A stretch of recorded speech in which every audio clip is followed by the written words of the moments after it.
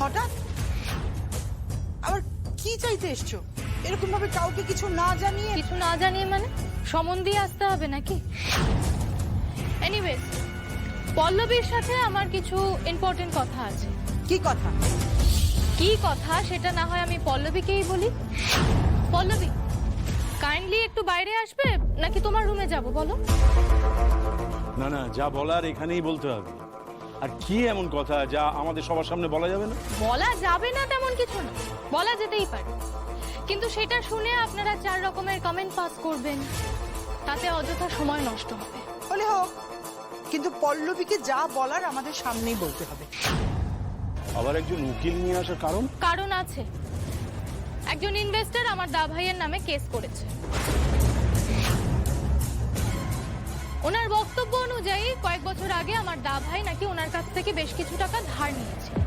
এখন তিনি সেই টাকা ফেরত চান। তো কেসটার হিয়ারিং এ তোমাকে কোর্টে প্রেজেন্ট থাকতে হবে পল্লবী। আমি কেন? সাগরের কোনো অফিসিয়াল কাজের সঙ্গে আমার কোনো সম্পর্ক নেই।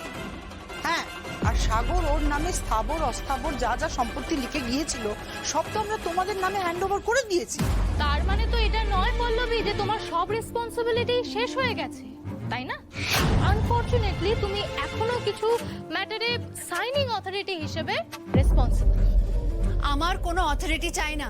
তোমাদের ওপর, তোমাদের কোনো প্রপার্টির ওপর আমার কোনো ইন্টারেস্ট নেই। দয়া করে তোমাদের বিজনেসের জটিলতার মধ্যে আমাদেরকে জড়িও না। কোর্টে তো যেতেই হবে, এটা একটা লিগ্যাল প্রসেস। মানে কোর্টে যাওয়ার মতো সময় আমার হাতে নেই। তাহলে এক কাজ করো, তুমি তোমার এই স্টেটমেন্টটা কোর্টে সাবমিট করো আর ক্লিয়ারলি জানিয়ে দাও যে আজকের পর থেকে দা ভাই এবং তার প্রপার্টির ওপর তোমার কোনো অধিকার থাকবে না। কেন? সব লিখে দেওয়ার পরেও আমার মেয়েকে কোর্টে যেতে হবে কেন? আর তাছাড়া আমি এরকম কোনো স্টেটমেন্ট দেবই না, কখনো দেব না। কেন দেবে না? তার মানে ভেতর ভেতর এখনো টাকার লোভটা যায়নি, তাই তো? টাকার লোভে জিপটা লকলক করছে, তাই না? যে যেরকম বাকিদেরও সেরকমই ভাবে। Pallavi, just shut up. একদিন কোর্টে গিয়ে এই একটা স্টেটমেন্ট দিতে তোমার এত কিসের অসুবিধে? আমি বলে দিচ্ছি, এই গলা নামিয়ে কথা বলো, ভদ্রভাবে কথা বলো আমার মায়ের সঙ্গে। আর আমার মা তো একদম ঠিক কথাই বলেছে।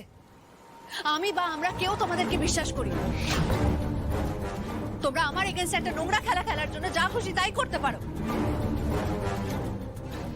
Mind your language Pallavi. নোংরা খেলা মানে কি বলতে চাইছো তুমি? আরে বাবা, কেন একটা সিম্পল জিনিসকে এত কমপ্লিকেট করছো তুমি? কমপ্লিকেট আমি করছি না, তোমাদের আসল অভিসন্ধি সম্পর্কে আমি খুব ভালোভাবে ওয়াকিবহাল। এর পিছনে আমার কোনো হিডেন ইন্টেনশন নেই। আছে, আলবাত আছে। আর সেটা কে জানো? মিঠি। আমি জানি তোমরা এখনো মিঠিকে আমার কাছ থেকে কেড়ে নিতে চাও, আর সেই সুযোগ আমি তোমাদেরকে কিছুতেই দেব না। দয়া করে আমার আর আমার মেয়ে মিঠির থেকে দূরে থাকো।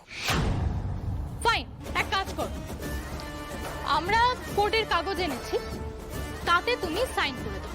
আর এই সাইন হয়ে গেলে আই সোয়্যার আমরা জীবনে আর তোমাকে মুখ দেখাবো না।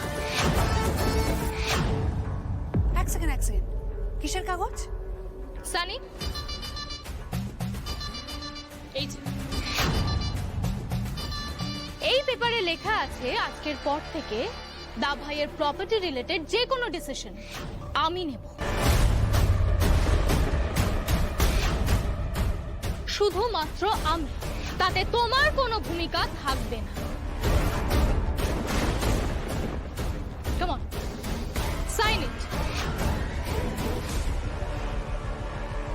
Come on. এক সেকেন্ড, সই করার আগে আমরা ভালো করে পড়ে দেখবো ওতে কি লেখা আছে। প্লিজ।